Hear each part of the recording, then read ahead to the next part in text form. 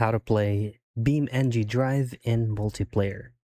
Now in this very quick video, I'm going to show you how or what to get for you to be able to play multiplayer on BeamNG Drive.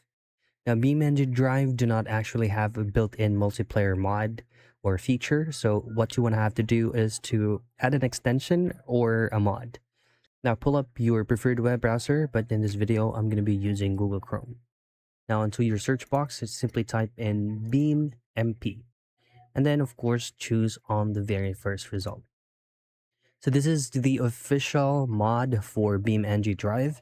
If you would like to download all servers, then choose on this option here that says download now. And then you will be having a specific launcher for the mod, and then you just need to run it and open up the game. Now, once you've successfully downloaded all the files for the mod, all you have to do next is to pull up the game, and you should be able to see the multiplayer option or feature that was specifically made for your mod. And that's it.